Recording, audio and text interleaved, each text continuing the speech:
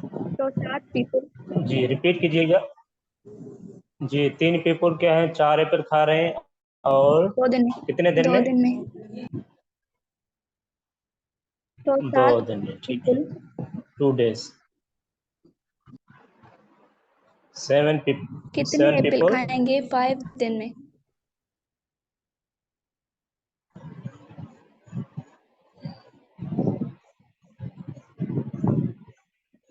सही। हाँ, ऐसे प्रॉब्लम को कैसे टैकल करेंगे आप?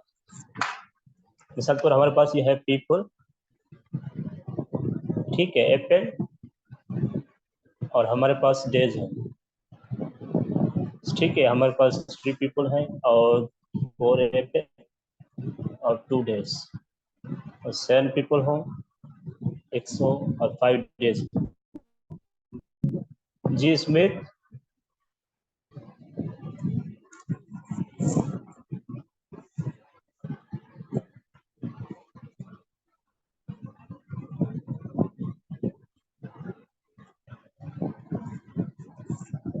किसी को आइडिया है इस क्वेश्चन का? सर शायद इसका फॉर्मूला होता है।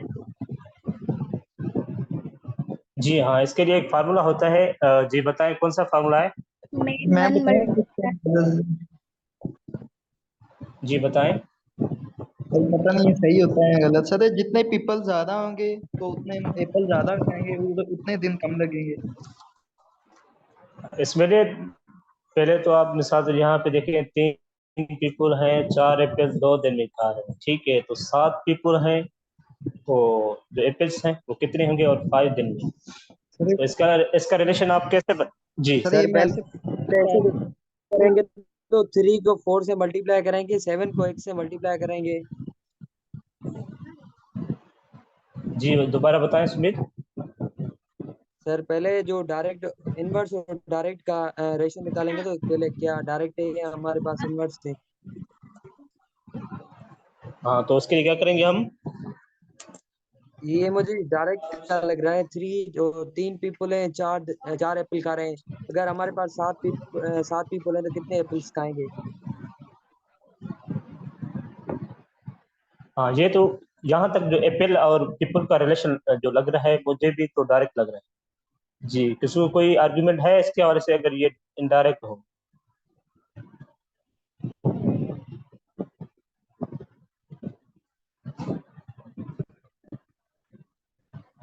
अच्छा, तो डायरेक्ट एप्पल का और डेज, जी एप्पल और डेज का क्या होगा?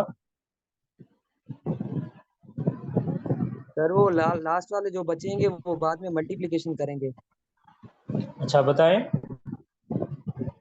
पहले ये फाइंड करें, हमारा जो डायरेक्ट वाला जो ये सीरीज है, 3 को x से मल्टीप्लाई करें। 3 को x से मल्टीप्लाई करें।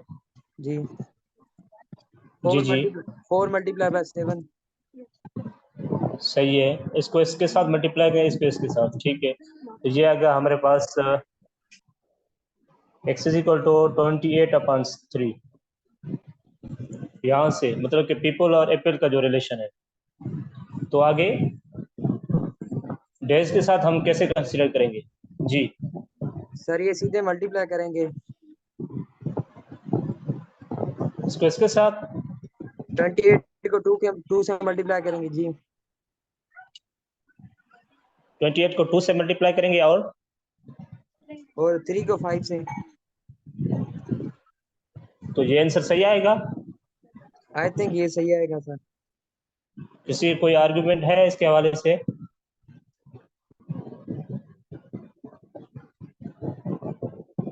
सर अपान में तो नहीं आएगा ना।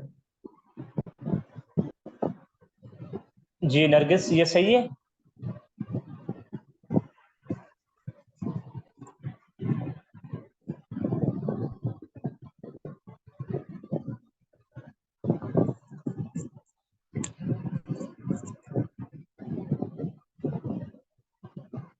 अच्छा, आई डोंट नो, ठीक है।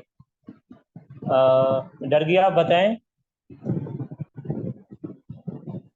सर क्या बताना है? कि ये सही किया है। सर वैसे रियल लाइफ के हिसाब से देखें तो वो सही है, लेकिन डेटा में कुछ मसला है। मसला है? नहीं तो पॉइंट नहीं, हाँ डेटा में मसला हो सकता है, मगर ये रिलेशन तो सही ठीक है ना। सर कोई और तरीका बता दें इनको सोल्व करने का। जी जी, हमारे पास इसके लिए जो मेथड्स हैं वो हमारे पास 4 हैं, वो करेंगे इंशाल्लाह हम।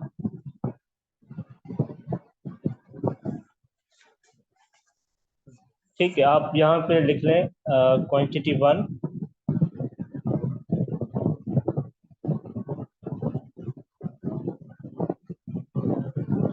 और क्वांटिटी 2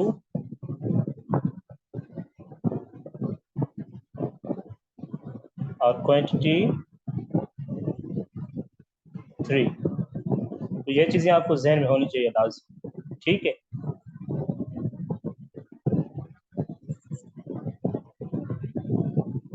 अच्छा पहला तो ये रिलेशन लिख रहे हैं कि ए बी सी हो और डी ई, यहाँ पे हम फाइंड कर रहे हैं क्वांटिटी 3, ठीक है, एक्स, ठीक है, ये हमारा अननोन है यहाँ।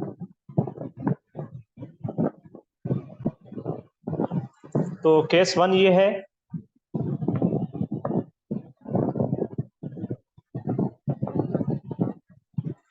केस 1 ये है कि क्वांटिटी 1 जो हमारी है, क्वांटिटी 1 और क्वांटिटी 2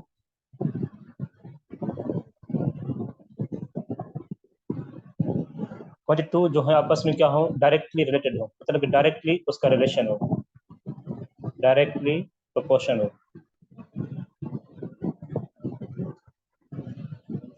एंड क्वांटिटी 2 का जो रिलेशन हो, क्वांटिटी 2 का जो रिलेशन हो क्वांटिटी 3 के साथ, वो भी डायरेक्टली हो।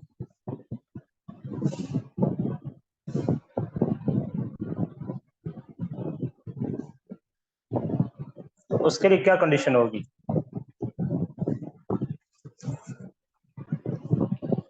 उसके लिए ये कंडीशन होगी कि ए को हम बी से मल्टीप्लाई करेंगे, ए को बी के साथ मल्टीप्लाई करेंगे और डिवाइड करेंगे किसके साथ, ये सी के साथ, ठीक है, और इक्वल लिखेंगे और डी को ई के साथ मल्टीप्लाई करेंगे और डिवाइड करेंगे किसके साथ, एक्स के साथ। तो केस 1 हमारा यही है कि अगर क्वांटिटी 1 और क्वांटिटी 2 का आपस में जो रिलेशन हो, क्वांटिटी 1 का जो हमारे पास है उसका रिलेशन और क्वांटिटी 2 का रिलेशन अगर हमारे पास डायरेक्टली रिलेशन हो, और हमारे पास अगर क्वांटिटी 2 का जो रिलेशन हो क्वांटिटी 3 के साथ डायरेक्टली प्रोपोर्शन हो, तो उसके लिए ये कंडीशन होगी, ए को बी के साथ मल्टीप्लाई करेंगे और डिवाइड करेंगे क्वांटिटी 3, और क्वांटिटी जो हमारे पास 1 है उसको मल्टीप्लाई करेंगे क्वांटिटी 2 के साथ और डिवाइड करेंगे क्वांटिटी 3 के साथ। सही है, ये केस हमारा 1 हो गया। ये क्लियर है? क्लियर है सर? अच्छा, केस 2, ये कंडीशन याद होनी चाहिए हमारे पास, जो कि हमने क्वांटिटी 1 2 लिखी है, ये याद होनी चाहिए, क्योंकि मैं दूसरे पेज पे जा रहा हूँ। तो अच्छा, हमारे पास अगर केस 2 हो,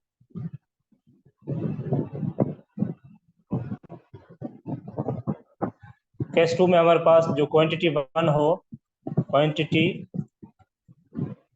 1 एंड क्वांटिटी 2 का जो आपस में जो रिलेशन हो वो डायरेक्ट हो, डायरेक्ट रिलेशन मतलब कि डायरेक्ट प्रोपोर्शन हो,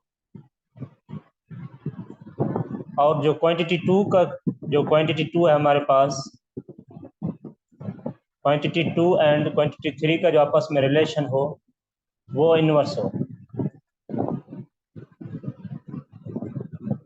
तो उसके लिए क्या कंडीशन होनी चाहिए?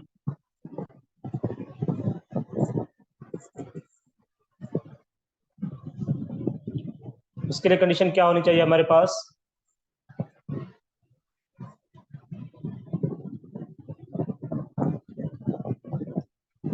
अच्छा, यहाँ पे भी छोटे सा भी लिख लेते हैं, मे भी किसी को जहन में ना हो अभी तक। क्वांटिटी 3 हमारे पास क्वांटिटी 1 ABC, ABC, DEX। ठीक, तो हमारे पास ये कह रहा है कि क्वांटिटी 1 का जो रिलेशन हो वो डायरेक्ट हो किसके साथ, क्वांटिटी 2 के साथ, या आपस में इनका जो रिलेशन हो क्या हो, डायरेक्ट हो। और जो क्वांटिटी 3 का जो क्वांटिटी 2 का जो रिलेशन होना चाहिए वो क्या होना चाहिए, क्वांटिटी 3 के साथ इनवर्स हो। तो उसके लिए कंडीशन क्या होनी चाहिए, तो उसके साथ कंडीशन ये होगी कि आप जो बी है हमारे साथ, बी को मल्टीप्लाई करेंगे ए के साथ, ठीक है, बी को बी को मल्टीप्लाई करेंगे सी के साथ और डिवाइड करेंगे किसके साथ, ए के साथ। सही है, वो इक्वल होगा किसके साथ, ई को मल्टीप्लाई करेंगे एक्स के साथ और वो डिवाइड करेंगे डी के साथ। तो हमारे पास ये एक केस है टू। केस टू हमारा ये कहता है कि हमारे पास अगर क्वांटिटी 1 है और क्वांटिटी 2 उसका आपस में डायरेक्ट रिलेशन हो और क्वांटिटी 2 का क्वांटिटी 3 के साथ इनवर्स रिलेशन हो, तो उसके लिए ये फार्मूला बनेगा, बी मल्टीप्लाई करेंगे सी के साथ, डिवाइड करेंगे किसको, ए को, और ई को एक्स के साथ मल्टीप्लाई करेंगे और डी के साथ उसको डिवाइड करेंगे। सही है, समझ आ गया? Yes sir. अच्छा, केस 3 हमारे पास है,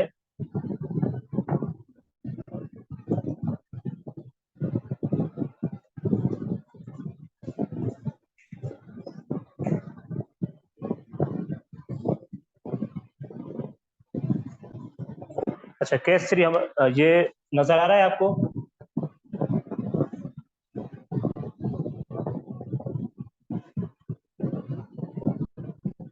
इज इट विजिबल? जी हाँ ठीक है। तो हमारे पास ये, अगर हमारे पास क्वांटिटी 1 हो,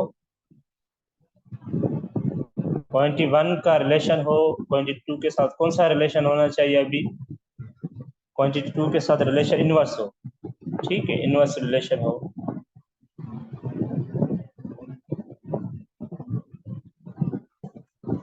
और क्वांटिटी 2 का जो रिलेशन होना चाहिए, क्वांटिटी 2 एंड क्वांटिटी 3 का जो रिलेशन वो डायरेक्ट होना चाहिए। तो उसके लिए कंडीशन क्या होनी चाहिए, डायरेक्ट रिलेशन। ठीक है, Q1 लिख लेते हैं हम यहाँ पे, Q2, Q3, A B C D E X। तो इसके लिए क्या बनेगा, हमारे पास जो क्वांटिटी 1 का जो रिलेशन है वो क्वांटिटी 2 के साथ क्या है, इनवर्स है। ठीक है, तो पहले हम क्या करेंगे, ए को बी के साथ मल्टीप्लाई करेंगे, ए को बी के साथ मल्टीप्लाई करेंगे और सी के साथ डिवाइड करेंगे। सही है, क्योंकि ये यहाँ पे जो सी है हमारे पास, जो क्वांटिटी 3 है वो क्या है, डायरेक्ट रिलेशन है, उसका जो वहां पे इनवर्स है और यहाँ पे नीचे जो क्या है, डायरेक्ट रिलेशन, तो ये आपस में क्या हो जाएंगे, डिवाइड हो जाएंगे। सी इक्वल टू क्या बनेगा, डी को मल्टीप्लाई कराएंगे ई के साथ, डिवाइड कराएंगे एक्स के साथ, तो ये हमारा केस 3 बन जाएगा। सर, ये केस तो 3 में पहली बन गई, नहीं, सेम नहीं है, ऐसे ही तो पहली कंडीशन भी। नहीं, वहां पे एक्स ऊपर आ रहा था, यहाँ पे नीचे आ रहा है। केस 2 में हम क्या कर रहे थे, जो क्वांटिटी डी है उसको डिवाइड करा रहे थे हम ओवरऑल ई को एक्स के साथ। अभी क्या कर रहे हैं हम, नो ई सर, को केस 1 की बात करिए, केस 1 सेम है सर, जी, केस 1 सेम है केस 3 के साथ। केस 1 सेम है केस 3 के साथ। जी सर। हाँ, तो केस 3 में हम क्या देख रहे थे,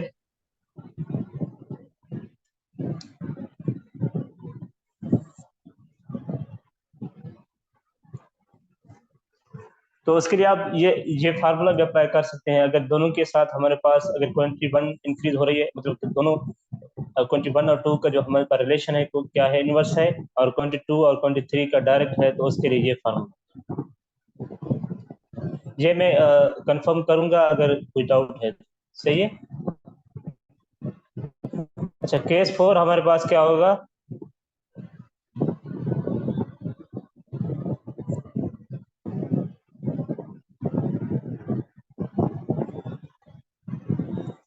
केस 4 में हमारे पास ये होगा कि हमारे पास जो क्वांटिटीज है, quantity 1 and quantity 2 are inverse relation, उसका आपस में क्या हो, इनवर्स हो।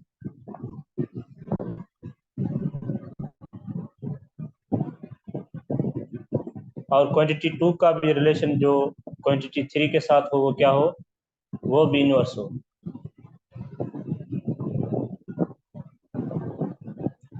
तो वो कैसे होगा, Q1 Q2 Q3 ABCDEX।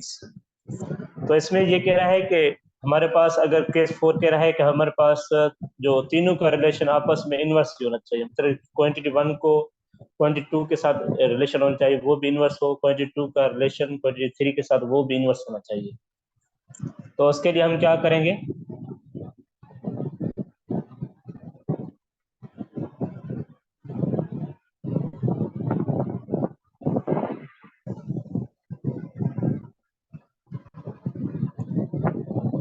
Case 4 हमारा ये कह रहा है कि जो क्वांटिटी 1 और 2 का जो होना चाहिए वो इनवर्स रिलेशन हो, क्वांटिटी 2 और क्वांटिटी 3 का जो आपस में रिलेशन होना चाहिए वो इनवर्स होना चाहिए। तो इसमें जो इनवर्स रिलेशन हमने जो पहले क्लास मतलब कि स्टार्टिंग की क्लास में किया था, उसमें क्या कर रहे थे कि क्वांटिटीज को आपस में मल्टीप्लाई कर रहे थे, जो हमारे पास जो सारी थी। यहाँ पे एबीसी हमारे पास ये आपस में तीनों का रिलेशन क्या है, इनवर्स है। आपस में तीनों मल्टीप्लाई करें, A multiply B multiply C equal होगा किसके साथ, डी को ई के साथ मल्टीप्लाई करें और ई को एक्स के साथ, मतलब कि D multiply e multiply x करेंगे तो हमारा ये केस 4 बन जाएगा। ठीक है, क्लियर है ये? जी sir. All are inverse relations.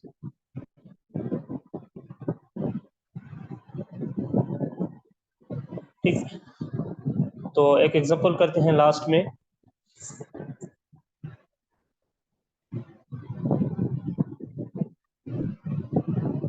ये भी आपको बताना है कि ये कौन सा केस हो लगेगा इस पे।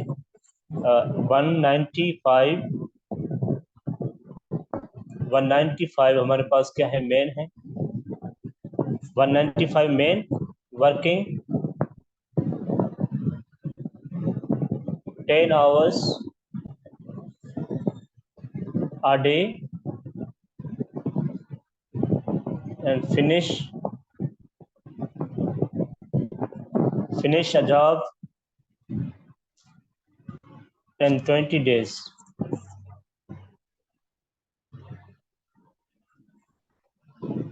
इसमें अभी पूछ रहा है कि how many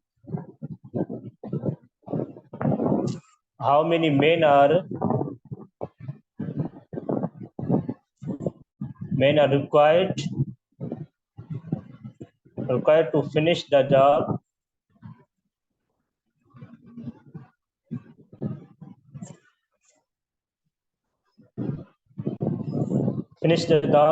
in 15 days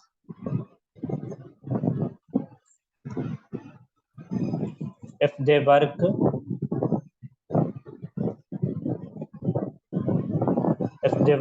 13 hours daily.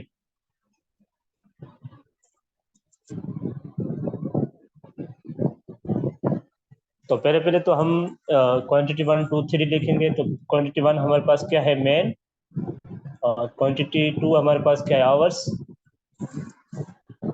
ठीक है, हमारे पास जो क्वांटिटी 3 है हमारे पास वो क्या है, डेज है।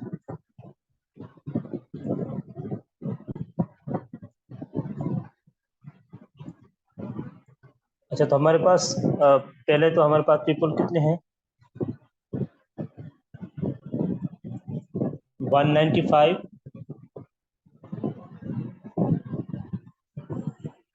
अच्छा, एक जो हमने जो पहले किया था, जो हमारे पास जो रिलेशन था, जो अभी जो क्वांटिटी 3 की है हमने, जो हमने केसेस बनाए हैं वो लास्ट में हम इसको फाइंड, मतलब जो हमें फाइंड करना है वो लास्ट में रखते हैं। तो वो लास्ट में रखेंगे तो आपको जो केसेस हैं वो इजीली समझ आ जाएंगे। ठीक है, तो मिसाल तौर हमारे पास मेन यहाँ पे आएगा लास्ट में। ठीक है, उसके बाद आएगा आवर्स, उसके बाद आएगा डेज। पहले डेज लिखें आप, उसके बाद आवर्स, उसके बाद मेन। तो हमारे पास जो डेज हैं वो हैं 20 पहली कंडीशन में, और डेज कितने हैं, तो आवर्स 10 है हमारे पास, और मेन कितने हैं 195। तो डेज सेकंड क्वांटिटी में जो हमें बता रहे हैं वो कितने 15, आवर्स हमारे पास 15, और हमें मेन फाइंड करना है। तो इसमें क्या होगा, ये आपको कौन सा रिलेशन नजर आ रहा है, आप गौर करें इस पे। Sir The relation 4 sir, 4 sir, both inverse हो रही है, all quantity inverse हो रही है। देखते हैं कैसे, मतलब कि अगर डेज हमारे पास, डेज को आवर्स के साथ कंपेयर करें, मिसाल 20 डेज हैं और आवर्स 10 हैं, तो ये कैसे पॉसिबल है, मतलब कि अगर 20 डेज में 10 आवर्स हैं तो 15 डेज में कितने आवर्स होंगे, ज़्यादा थोड़ी होंगे। मतलब ये आपस में ये क्या हो रहा है, इनवर्स रिलेशन बन रहा है। तो दोनों क्वांटिटी का देख रहे हैं ना, डेज की, डेज आवर्स की, मतलब कि यहाँ पे डेज हैं 20 और यहाँ पे आवर्स हैं 10। तो ये कह रहे हैं कि 20 डेज 10 आवर्स है, आप ऐसे कंसीडर करें, तो 15 डेज में 13 आवर्स हैं। तो आपस में ये रिलेशन क्या बन रहा है, ये डेज कम हो रहे हैं मगर ये क्या इंक्रीज हो रहा है। तो ये आपस में इनवर्स रिलेशन है दोनों का, ये भी इनवर्स है, ठीक है, ये भी इनवर्स है, ठीक है। तो अब ये मेन के साथ देखें आप, मेन का रिलेशन देखें आप, मेन का अगर 10 डेज, मतलब कि 10 डेज में 195 पीपल काम कर रहे हैं, तो 13 आवर्स में कितने पीपल काम करेंगे, ज्यादा करेंगे ये या भी मतलब inverse- सेम कम। ये सर हाँ, ज्यादा ये भी इनवर्स है, ये भी इनवर्स होगा। तो इनवर्स हमने जो, ये अगर तीनों क्वांटिटी आपस में इनवर्स हो तो कौन सा केस लगेगा इस पे, फोर्थ।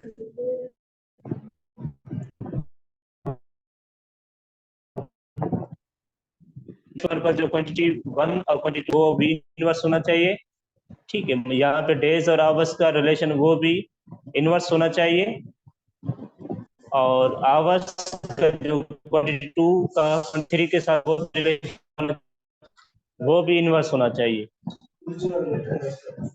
ठीक है। तो करेंगे हम, मल्टीप्लाई करेंगे डायरेक्टली, तो 20 को मल्टीप्लाई करें 10 के साथ और 195 के साथ, सर 200 आंसर आ रहा है। मल्टीप्लाई बाय 195 इक्वल टू हमारे पास क्या होगा, 15 मल्टीप्लाई 13 मल्टीप्लाई x। तो ये हमारा क्या आंसर आएगा, x इज इक्वल टू 200। ठीक है, क्लियर है ये। जी सर। अच्छा, जो पीछे जो हमने क्वेश्चन किया था, ये जो एपिल्स वाला था, वो उसमें क्या रिलेशन नजर आ रहा था आपको,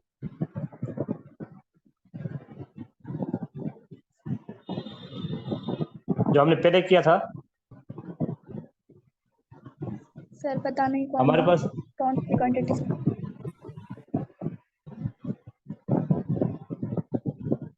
अच्छा, हमारे पास क्वेश्चन था, अगर हमारे पास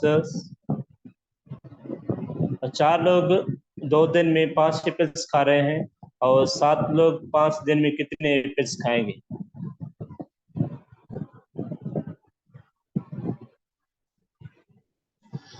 तो ये क्वेश्चन है, ये आप क्वेश्चन नोट कर लें, ये आप करके मुझे भेजिए क्लास के बाद, सही है।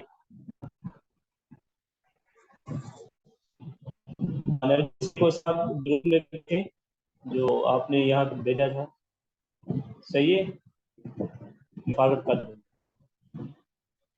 ठीक है, तो क्लास यहाँ पे हम एंड करते हैं।